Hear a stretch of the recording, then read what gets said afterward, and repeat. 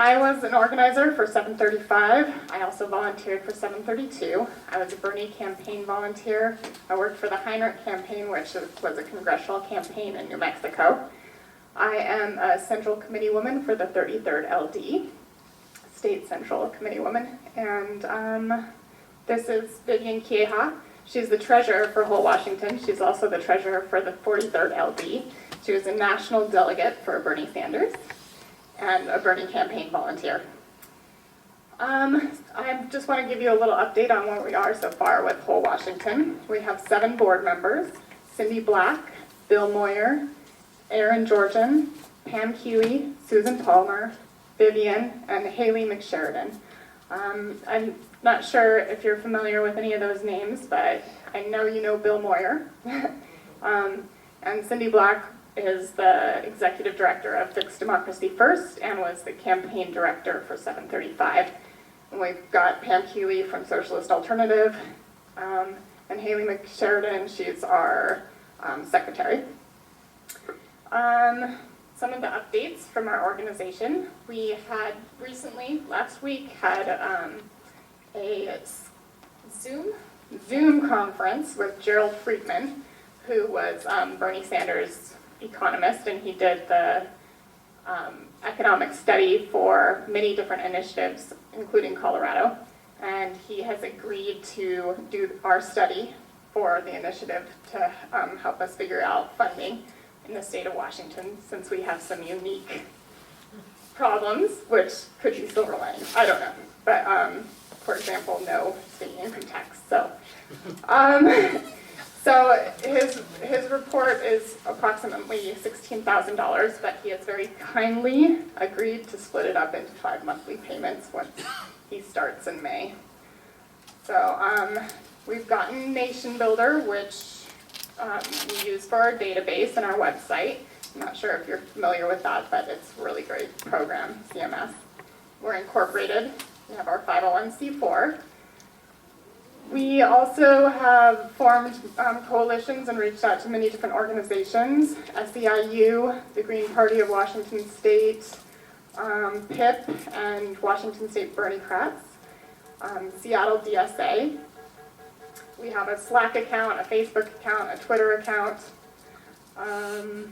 We also have an Act Blue account. I don't know if any of you donated to Bernie Sanders, but that's how he got all of his donations, is through Act Blue. So it makes it really easy for people to donate, because all of their credit card information is already there from when they donated to Bernie Sanders. So we had 2 speakers in the March for Health rally, Leslie Zucker and Vicki Rhodes, and they both spoke in support of single payer. We have a steering committee that we've started out, and I really encourage you all, if you'd like to be part of the steering committee or an LD lead, please let me know, and I can get you hooked up with our steering committee president. She's a really, really sweet girl, and she's been doing a lot of great work, including getting different LD leads to pass resolutions to support 676. And just this week, we passed a resolution, and I can hand it out to you, what has been passed in the 33rd, the 43rd, and the 8th LDs. Well, the 8th just passed it tonight, I heard. Yes. Yep. And the 43rd was last night, and the 33rd was the night before that.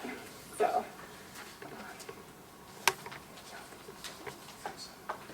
this is a pretty great resolution, because it doesn't just talk about 676. It also talks about the bills in the legislature, and asking basically for the LD's representatives to contact the LD back with an answer on whether or not they'll support the bill in the legislature. So it's got a little punch at the end there.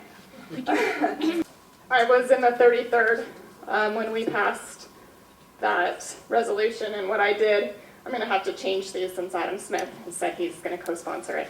But I printed out these postcards that basically have Adam Smith's address on it, and people can just fill it out right there at the LD once we pass the resolution, until it says, "I support single-payer health care for the U.S. because," and then they can write in their reason. It lists all the different co-sponsors already. and it says, "The time is running out for you to stand up for your constituents. We must unify our nation's public health efforts and guarantee health care for all." Co-sponsor HR 676 and Bernie's Senate Medicare for All bill. So they can fill that out as soon as you pass the resolution. But I guess what I'm going to do is get a little label and just put "thank you" on the bottom for co-sponsoring for Adam Smith. For political outreach, we have met with Congresswoman Jayapal, Sawant's office. That was a really, really great meeting. They were very excited. Vivian met with Frank Chop and Representative Nicole Macri, and if she has a minute, she can tell you a little bit about that. I've had a couple of phone conversations with Representative Marcus Fricelli from Spokane area, and he has agreed to help us with the waiver language that we'll need for our initiative. We really want to, like I said, we view our initiative as Plan C. We want to build a strong coalition of all allied groups in the state and nationally. We want to support everyone's efforts and strategies nationally and locally.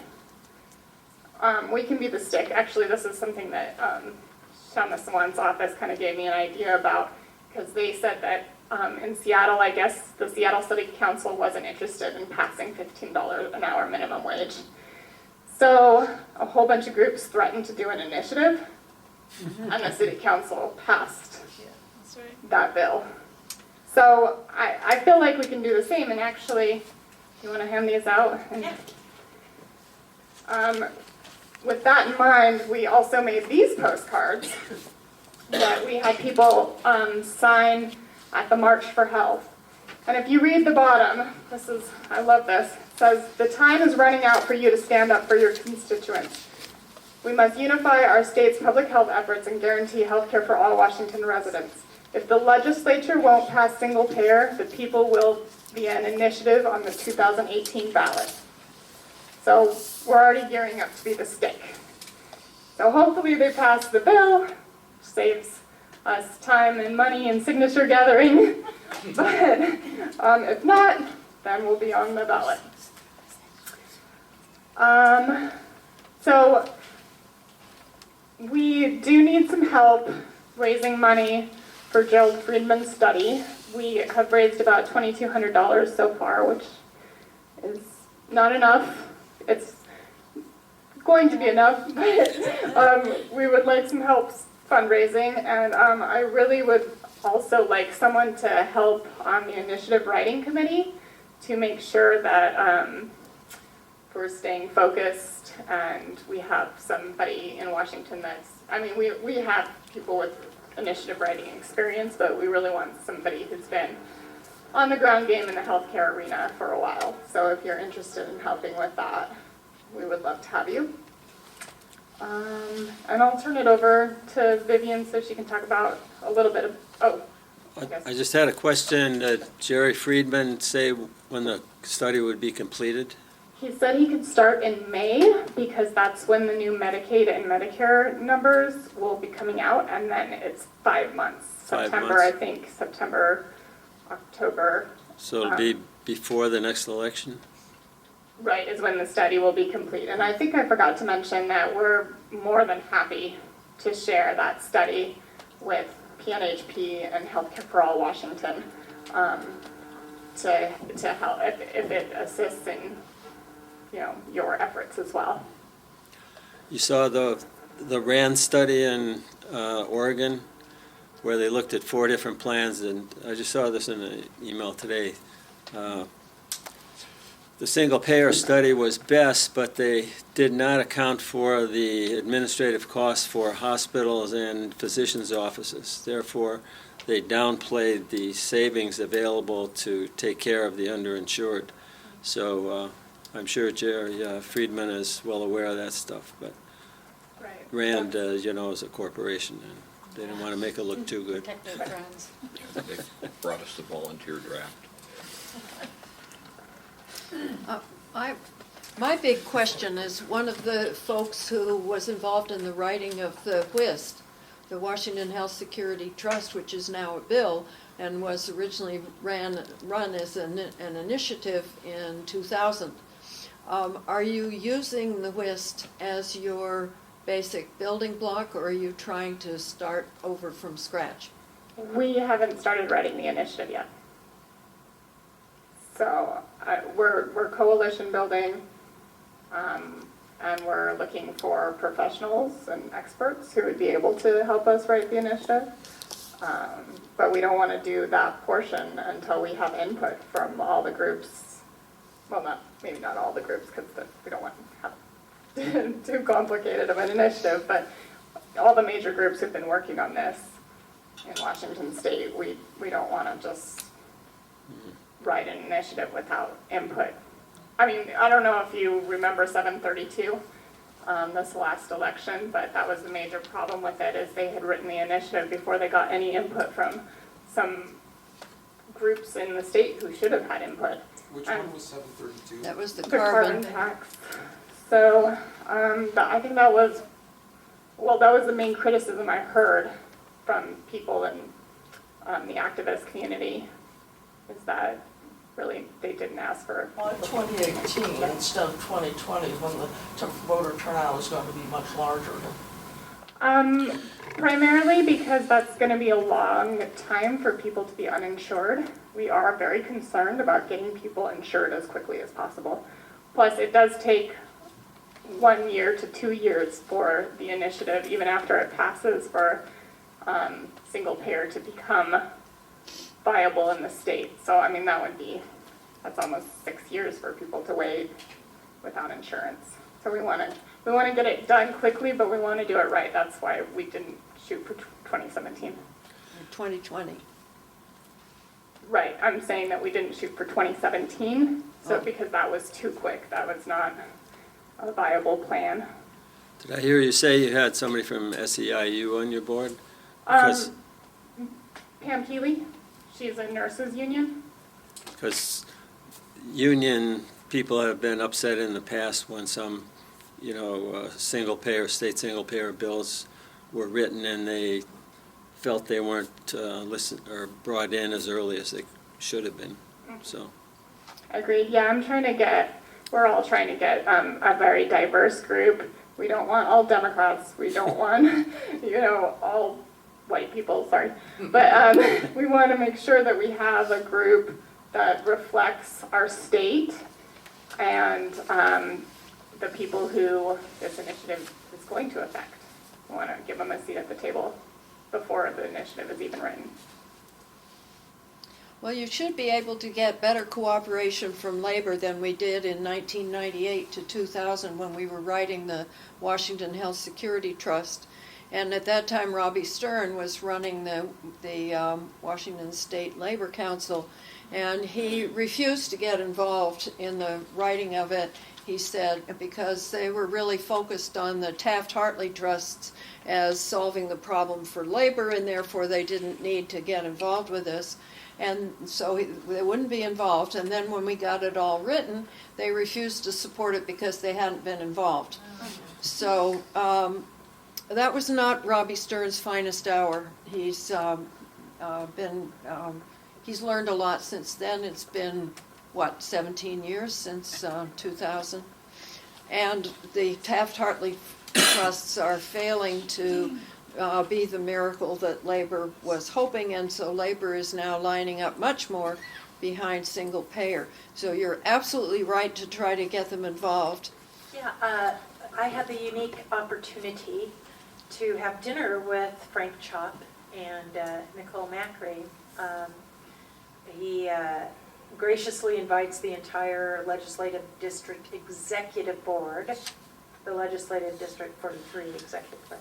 Anyway, down to Olympia, and I took the postcards that had been filled out at the healthcare rally, and I hand delivered them to both of them. That there were actually quite the largest portion of them were from the 43rd, so I delivered them to them. I was like, "Here, I want you guys to read this," and then I proceeded to ask them and actually have quite heated conversation with both of them about why these bills aren't passing.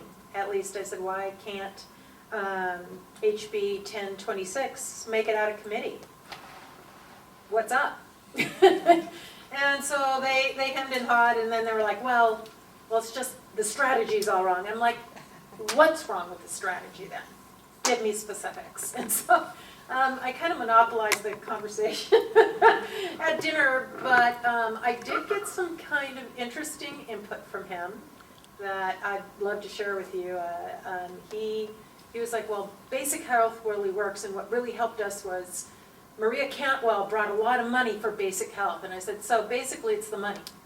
You want some other entity like the federal government to bring in money to fund this. Is that what you're saying to me?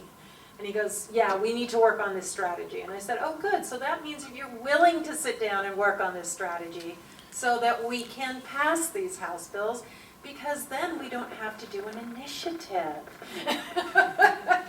You know, why don't you work with us?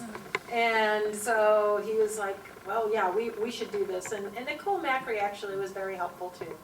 And said that yes, you know, that she try and get the, now I cannot remember the representative's name, who is the leader of that committee. Of the health committee? Yeah. Eileen Cody. That's it. And she's like, yeah, she said, okay, I will get you a meeting with them. So I'm coming to you guys because, you know, it's your bill, and would love to see if we can go down there and just really pin them down. It's like, what is it that makes you not get this out of committee, you know? So I don't know if that would help or not. I'm down. Hi, the sums involved are not huge, but I've run Frank Chop's campaign contributions twice, a few years apart. His #1 contributors are for-profit health concerns. It's basically Vote Smart's health sector plus health insurance, which they put along with insurance. But I picked out all the health insurance companies. Even though it's not remotely close to Max Baucus money, it makes you wonder why these people give him money. So. Oh, absolutely. Do you remember how much it was? Oh, gosh, I think it totaled maybe 50,000. It's not close to the 5 million Max Baucus got. No, He but also got up at our town hall and said, oh, yes, I'm for single payer. And I'm Oh, like, he's really? told me that a couple Oh, I know. I said, really? Then why isn't this bill out of committee? I said, really, Frank? Because I don't see that. Where's the rubber on the road? 'Cause- no, I don't see that, Frank. He also contributes that he created the name for the current bill, WIST or whatever, you know, the. Washington Health Security Trust Yeah, bill? that's one of his claims, was to Shama when she was running against him. Interesting. Yes. Yes. Can you name it? Yeah, the 3 initiatives that have been tried on single payer have failed by huge margins. Why do you think Washington State's going to be different?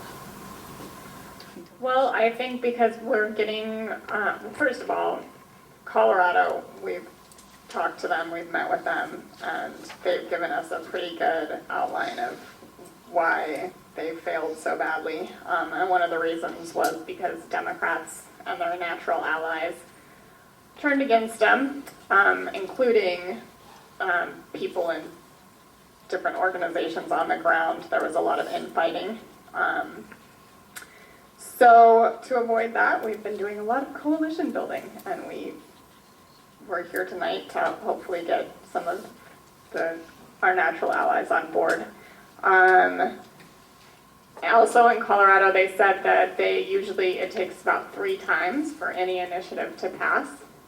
So, and the biggest problem with Colorado is that they had to put how much the healthcare bill would eventually cost for Colorado, but they weren't allowed to subtract the savings. So it basically, it just basically said this bill will cost however many billions of dollars for Colorado residents, but they weren't able to say that it'll save more than the cost. When we were going door to door, People not knowing that it's going to affect how they get their health care, but very few people actually having the time to study it and doing their homework. You know, because we've had people go door to door there, and if you sit on somebody's front porch for 10 minutes, you can talk them, but it talked them into it, but that has to be 50% of voters. Right. Plus No, one. I agree.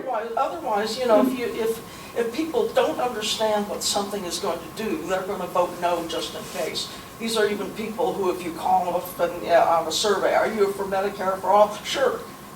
But they'll vote against an initiative because they don't have the time to study what's in it. Totally agree. That's why Leslie Zucker, who's our great president of our steering committee, has found LD leads in almost every LD so far. I believe she contacted you about being on the steering committee. She really, really wants somebody from each legislative district to introduce an endorsement to each LD to get it endorsed once we have the initiative language. And when you get endorsed from a legislative district, they give you all their PCO information. And those PCOs, you can send them packets of literature, and they can go to all of their neighbors and explain the initiative. We'll have literature for them. We'll have everything they need to educate the voters. I'm pretty comfortable with how the Democratic Party works at this point and how you can utilize the Democratic Party to get things passed using the PCOs. I'm an elected PCO. Vivian's an elected PCO. They're really the grassroots movement that can help get this initiative passed. And also, not just the Democratic Party, but the Green Party has already said they're on board and that they will send out fundraising emails for us. And Socialist Alternative seems very enthusiastic. So that's the important part, I feel, to getting it passed, is getting a broad coalition early and lots of people at the table to feel ownership over the initiative.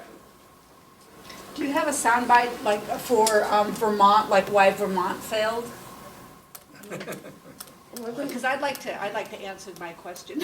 Okay, go ahead. I was really surprised in the film, Now's the Time. I saw it twice, and it came out at me at the LD meeting, was that when Jerry Friedman said that the problem was that the activists in Vermont did not go door to door. And I just wanted to say, Jerry, what happened was you had a governor who refused to tax the rich in Vermont. The guy's a multimillionaire. He has about $11 million, and he refused to tax them. There's one article in the Vermont Digger, and it talks about how Shumlin built a lead airplane and sunk single payer by adding up the cost, saying it was just too much, it was too costly. But no, it was too costly for his friends.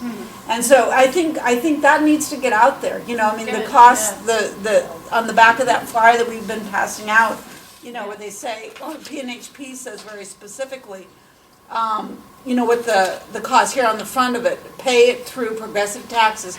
3% for the bottom 40% of earners, 6% for the top 60% of earners. I think that's a real concise, you know, way of putting it. And to say, I think it should be out there. I'll write something for you about Shumlin, because it never got out there in the media. The media just said it didn't work. Shumlin, you know, proved that it didn't work in Vermont, therefore it won't work. That would be great.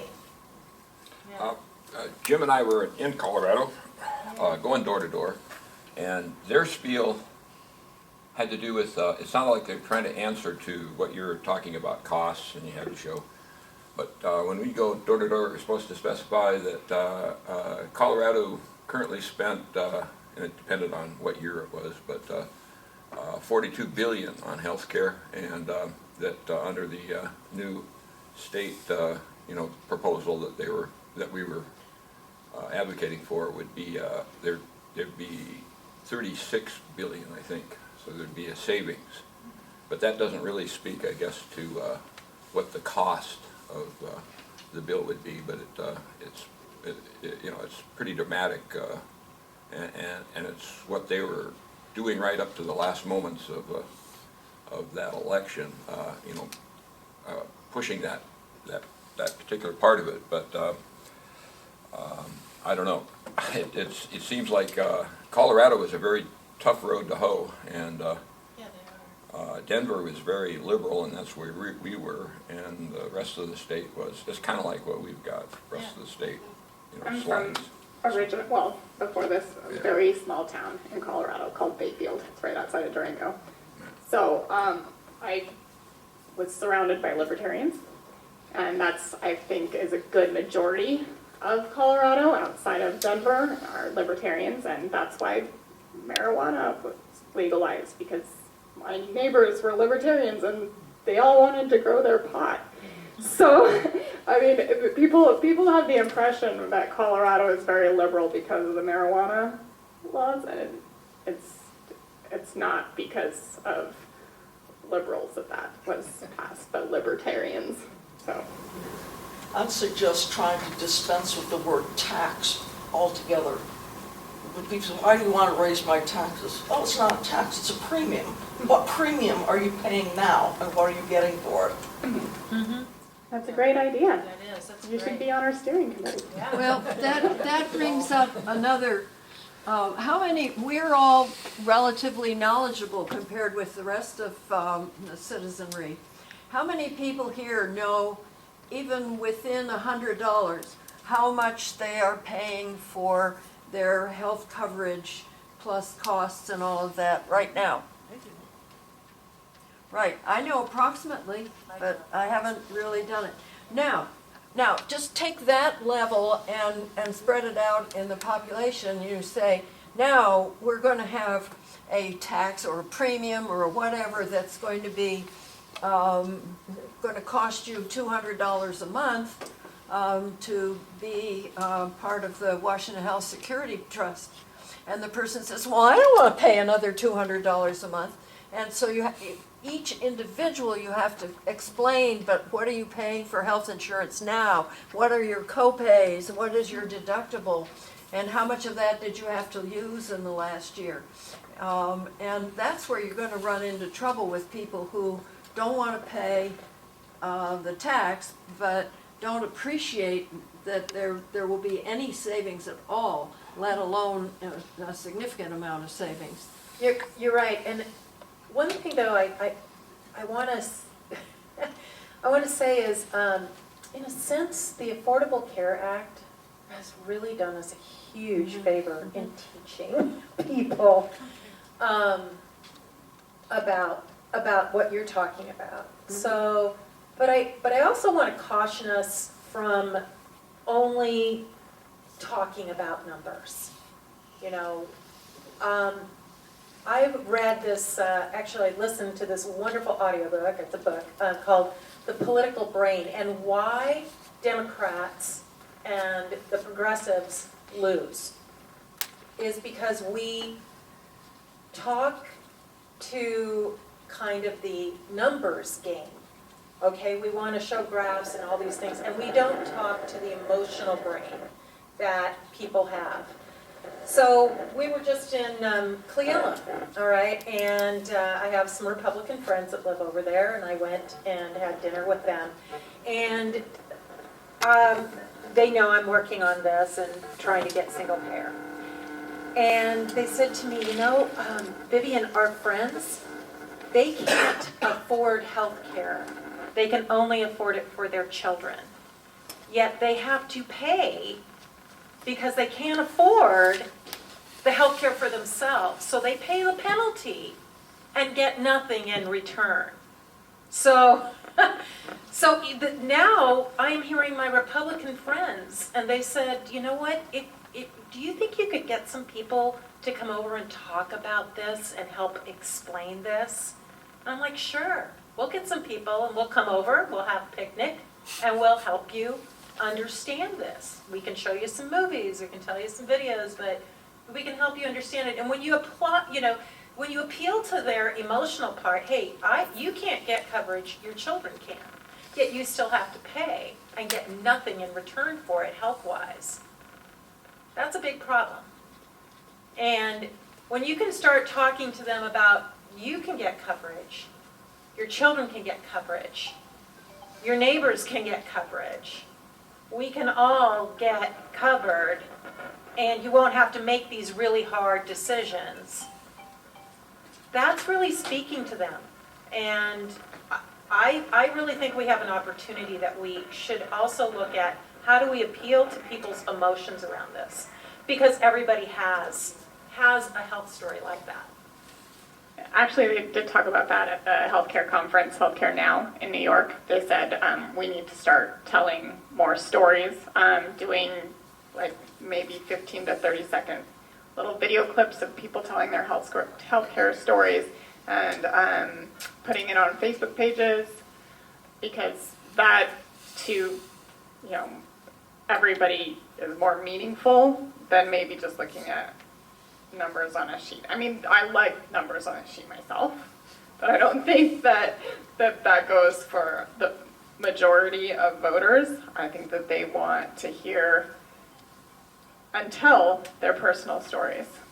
So, and also, I will, as to how much we pay for healthcare, Gerald Friedman did bring that up, and he talked about how much he pays as a professor, not out of his pocket, but out of his paycheck before he even sees it. Exactly. Was $40,000 is what his university was paying for his health insurance a year.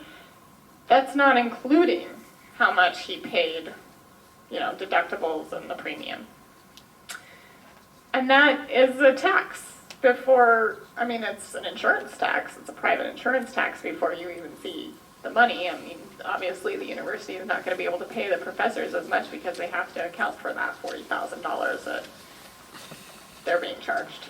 So that's another aspect that, we can use in our literature when we're not telling stories. Actually, in that connection, just this afternoon, I did some shopping for my dad, and I asked the clerk at QFC if she was union. She said, yeah, we're all union. I said, has your union ever talked to you about single-payer health insurance?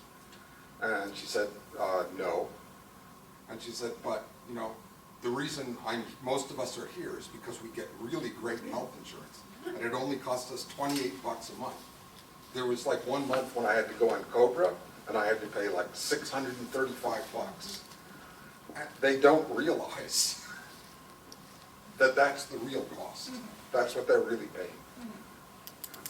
In Colorado, door to door, a lot of people would say, well, I'm already covered, I have health insurance through my work, or retired people, they had Medicare, and some of them even had additional coverage through their employer that they had worked for before, or they were on Medicaid, so they just got Medicaid. And so a lot of people just wouldn't even listen. They just didn't want anything to do with it because they were covered. And it's hard to go into the whole argument, well, don't you want everybody to be covered and that kind of, that's hard to do in just a few minutes, talking to people. You try to do that. Like first dollar coverage for everything. No more out of pockets. Yeah. That's something that resonates even with people who have good insurance. Yeah, but it was like, is it worth it, like they had good insurance, is it worth it to risk that these people really know what they're talking about when I'm okay? Maybe it could be better, maybe everybody would be covered, but they were just looking at themselves and saying, well, I'm not sure I want to take this risk. That's the biggest political issue, is that people are not sick. In every age demographic, 5% of that demographic accounts for 50% of healthcare costs. 15% of the demographic counts for 85% of healthcare costs. So that other 85% who are only paying 15%, they think they're fine. And statistically, they're never going to get a chance to find out otherwise. It's like how do you know your fire extinguisher is any good? Well, if you tried it out, you have a kitchen fire and you tried it out, then you know, but you don't really know until then. I don't have the exact numbers on me right now, but I think healthy majority of Americans have said that they're for single payer. So, and I think that since we're in a progressive state, there's probably a higher percentage in Washington state than the rest of the country. So it's about education and writing the best initiative we can, and also getting those pesky Democrats on board. A couple of things.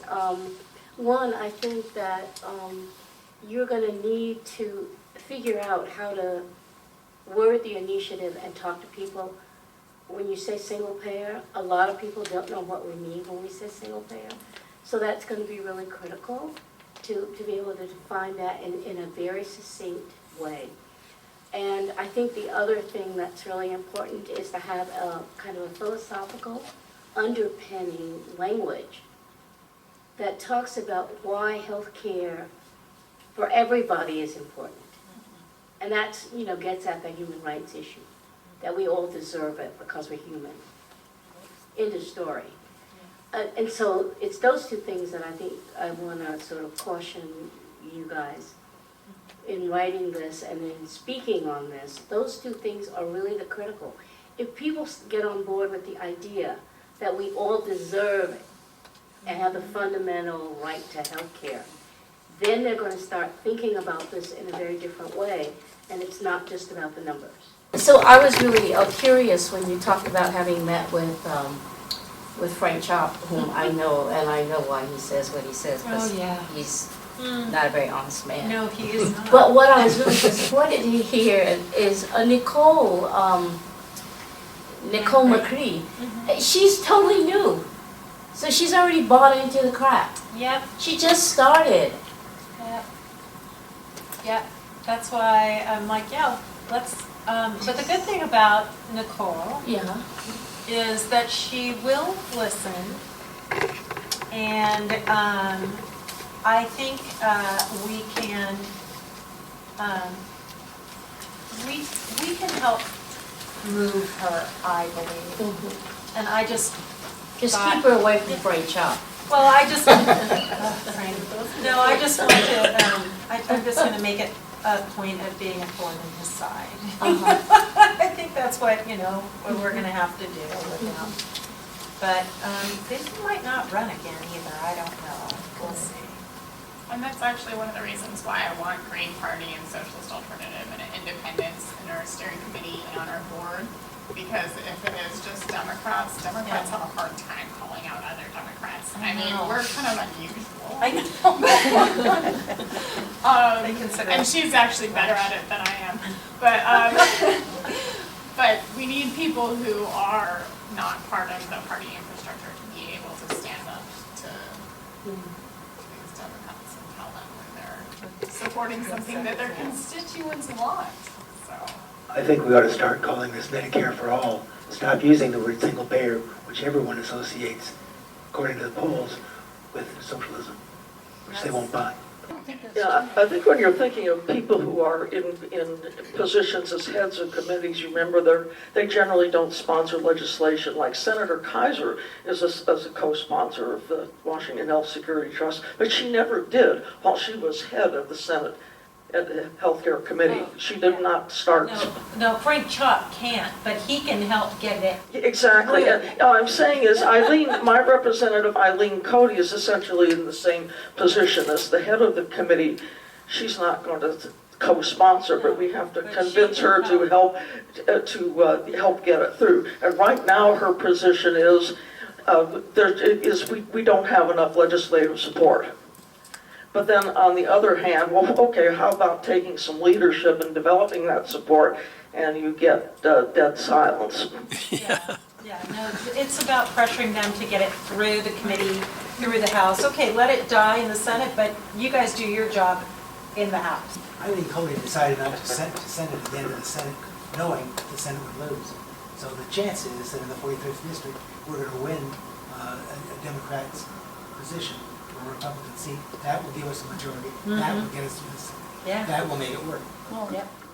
Yeah, they say that, and then in California, when they had a majority, Right now. it would, So, I voted for it as long as they knew would- Schwarzenegger was gonna be. right, it. exactly. Right. So, He might So, sign it. yeah, you can get that person in the 45th, but I'll bet you money you won't get it out of committee still. unless you build a movement. Yeah, and that's what I we're mean, talking power about. concedes nothing without, a little pressure, or a lot of pressure. Couple of things for you guys. Working on the right brain part of things and not so much on the left brain. We don't realize as Americans how much extra stress we all live with, worrying about what's going to happen to me if I get sick. I have traveled a lot around the world, and I have talked to mostly Europeans and who say, what is going on over there? And basically I ask them, how do things go? They say, I don't know, if I get sick I go to the doctor down in the corner, whatever, it'll be fine. I'm not worried. We just forget about that. And it probably actually contributes to excess illness in Americans for living under all of this stress that we don't recognize because everybody has it. The other thing that, it's a scene that's from the original healthcare movie where they're talking about how Americans don't want to pay taxes to support people who are not working, those lazy SOBs. So this was an interview, supposedly random, on a corner in Vancouver where they stuck a microphone in front of somebody walking down the street and said, does it bother you that your taxes are paying for health care for somebody who's not working, for unemployed? And the person replies, no, isn't that what taxes are for? Now that is a very different view than we have of most Americans. And tackling that is, it's a whole paradigm shift. I don't know what we did, but Okay. There's poltergeist. You're right, you're right. I wonder how much of a shibboleth this might be for the Democrats in the national scene, not really being very responsive to the workers' revolt at the national level, which said that what Bernie was talking about was what we needed more broadly was issues that speak to the needs of workers, and pushing a state initiative where a lot of what Bernie was emphasizing was a national one. It seems to me like cross purposes and allows the Democrats to kind of, at the national level, to kind of dodge yet another bullet that the Bernie revolution was bringing on. So that, I don't think you're going to get support, just like you didn't get for Bernie in the state. You won't get support for something that he was actually broke the ice on at the national level, because 3-1 Democrats were going for Bernie here, yet every establishment Democrat said, no way, I'm not breaking ranks, including McDermott, including probably Chop. So I wonder, in PNHP nationally, we say it should first arrive by way of at the federal level, and this seems to be a moment. You're trying to push them to go forward with it by saying that you're going to create an initiative there, to push that motion or get the motion going here at the state level by threatening to do the state level thing. But I don't know that it's not better to get our Democratic coalition pushing for it at the national level. I don't know, what do you think? I really feel like these resolutions plus the public pressure and their events that they've been having will make a difference. I think there's like 101 co-sponsors as of Adam Smith of HR 676. But if it doesn't pass nationally, I mean, we're pushing for that. We would prefer that for sure. And if it doesn't pass nationally, we have to think about the power we have and what we can do to cover people in this state. There is no national initiative process. And there are millions of people in this state that are uninsured or underinsured. And I don't think of them as a strategy. I think of them as people who need insurance. So They need healthcare. if they need healthcare, They don't need insurance, they need healthcare. right. So we need to get them covered. And it would be better if we did that. Can I ask a question though? I mean, you don't think the state level's a strategy, then why are you putting forward state bills since what, 1998, 1996? Well, he's talking about the So, I mean- difference between Physicians for a National Health Program, of which we're the Western Washington chapter, Right. and as compared with Healthcare for All Washington, which is where the state initiative was written and where we are actively advocating for that. Now, both organizations, I mean, I'm the president of PNHP and I'm on the board of Healthcare for All Washington. So there's considerable overlap, but recognition that you need to be attacking on both fronts at the same time. But PNHP wouldn't support Colorado Care, for instance, because I don't. Well, they sort of did. Yeah, but I would think you'd have to have them on board though to get any rumbling. I'm just answering, I'm just putting back what you said to us. It's like, well, why are you guys doing it at this state level? And you've been doing it for 20 years and haven't passed it, you know? Coming back to the So, national, yeah. coming back to the question of the national, thank you, Betty. I just heard recently that Dianne Feinstein was at a town hall meeting and said she's not there yet or about single payer. And I'm wondering about a shaming campaign for the national legislators, that they've got what we want for everybody else. And will they give it up? And I really, I'm not saying it needs to be part of your campaign. There is one already. Well, it needs to be louder. Well, let me speak to that. I'm insured through the federal system, thanks to my husband. It's not as simple as that, okay? First of all, the Affordable Care Act was written insisting that all members of Congress and their staffs have to get their insurance on the exchange, through the ACA exchange. So they mostly spend their time in Washington, D.C., so they're buying their insurance on the ACA exchange in D.C., which has I recently read it's a gold level. I think it's actually a platinum level plan that's available for them. They are paying for that. In fact, it was so expensive, they turned around and lobbied the government to continue to pay the share that the government had been paying for their insurance through the Federal Employees Health Benefits Program. And the executive branch, I'm not sure how it was done, but they caved. And so they are now paying the government's former share towards this magnificent insurance that they're buying through the Affordable Care Act. Now that's members of Congress and their staffs. The rest of federal employees buy their insurance through the Federal Employees Health Benefits Program. And they have excellent insurance.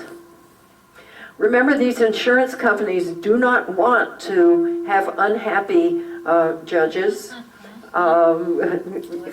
federal executive employees, etc. So those plans are very generous with low deductibles and pretty good coverage. Sherry, since when does shaming anyone have anything to do with facts? I mean, Right. Okay. But Just say, you've got good health insurance. Why shouldn't I have it? And the hell Well, with the their funds. answer is, well, you can if you pay for it. Remember that the pay for this is deducted from the rather generous federal paychecks that these folks get, which is what happens to my husband and me. He's on a pension, and it's deducted from the pension. Our Medicare Part B is deducted from my Social Security, so there's hardly any left on my Social Security. So you don't see it. You never see the money. You're back to the facts again, Sherry. Yeah, I actually have a comment about that. One way we could support that is at these meetings, these events like Rick Larson or any other congressman, senator, at all their events, we could have signs that say, like, I want the same insurance you have, Rick Larson. Or I want the same health care you have, Denny Heck. I mean, those signs would be pretty potent, I think. I think so too. I was thinking today that, about the shaming people, is that, I mean, if you're not for single payer or Medicare for all, or don't have some other plan for universal care of some sort, that you have no moral compass whatsoever, It's just, I mean, it's as simple as You that. can't get that on a sign, Jim. How to do that in 4 words or less. But I'm totally behind whole Washington, and if nothing else, I think, when you start out doing something like this, you never know for sure what's going to happen because there's so many unknowns. But it's so clear the public wants single payer, they want Medicare for all, and there's just this difference between, elected politicians and the public. And how much you can convert that into actually getting something passed or not, I don't know. But I think for sure it will move the movement further along. You will educate a lot of people, and that's one thing that happened in Colorado, is that they developed a large number of activists who just came, they were not previous activists, but they became active around that movement. And they're all there, and they're ready to go. And so, I mean, it's a lot of money, and it's a lot of time, it's a lot of work to do it. But, you get tired of preaching to the choir, and it'll be good to get out and get new people involved. And they're there. I think they're ready to go. The Grayson, the Lieutenant Governor in California is talking about doing it a city-by-city basis of a version of San Francisco, Healthy San Francisco. Why would you not, it seems like you're going contraindicated to that, and that wouldn't maybe drawing all the forces to get it going in one city here, such as the income tax is doing. The theory on the current income tax initiative in Seattle is that it'll eventually, it won't counter the prohibition of a state income tax because we believe that the Seattle has the authority to say how we raise our revenues, but then on the other hand that city by city approach, where you'd ultimately get perhaps an income tax throughout all of Washington state, might be the better strategy. Could you maybe speak to why whole Washington might want to not start like in Seattle? And then Because we're a whole Washington. well, then change All of Washington. and change your name to partial Washington. Just a little bit of Washington. Just Seattle, Washington. Because the east side would love us then. We could try that strategy. The income tax thing is going to go to the Supreme Court, and they believe that. Let me just say that last night when we were at Denny Heck, actually today we saw a tape of his, last week, his town meeting, and this young person talked about single payer, asked him a question about single payer, very articulate. The whole crowd just roared about single payer.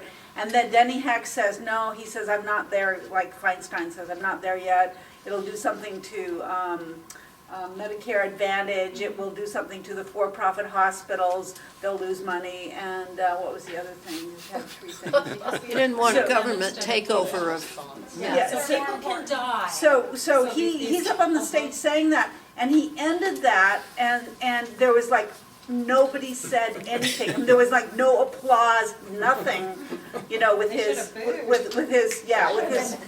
response on that. So, I mean, and there was I've seen in the Des Moines Register, somebody said the same thing about a senator from Des Moines. The other thing I just wanted to say is that the numbers, the way, last May, there was this Gallup poll that said that 57% of Americans wanted single payer, and it was, around 70% of Democrats and 41% of Republicans.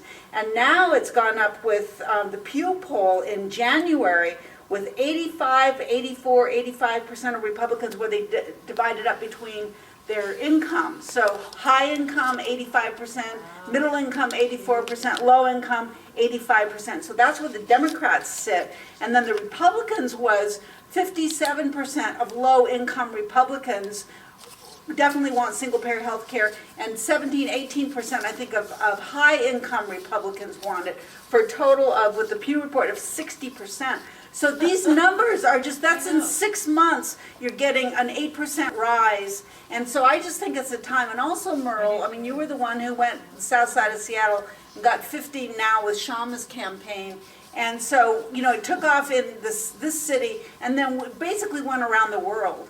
So I think wherever the energy is to do this, and I think it is in the state right now, and then we elect people from the state to Congress, and you replace Denny Heck, and you replace Maria Cantwell, and you replace Patty Murray with the people who in the legislature fought for this to happen.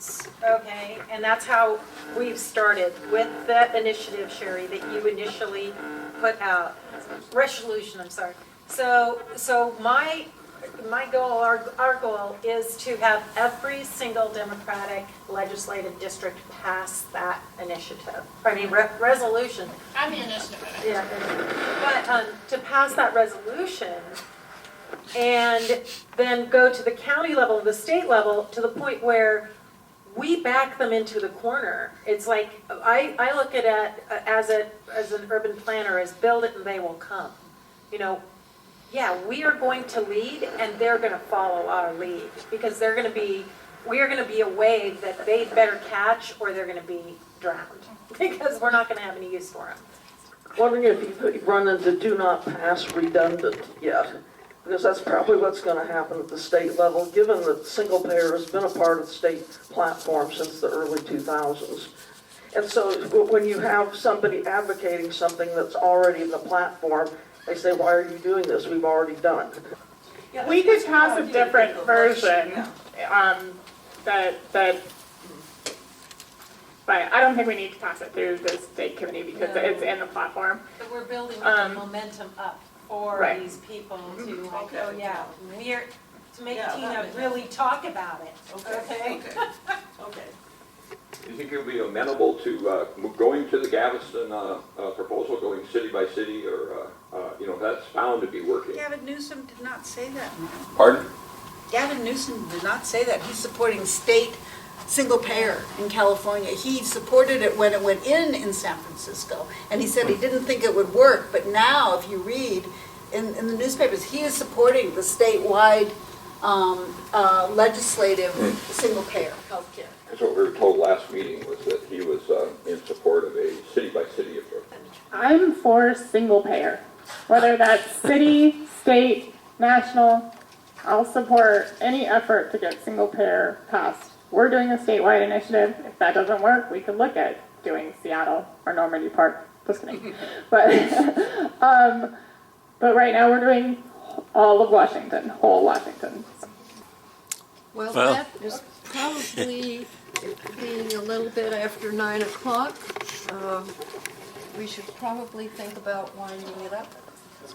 So thank you very much. for coming and sharing with us.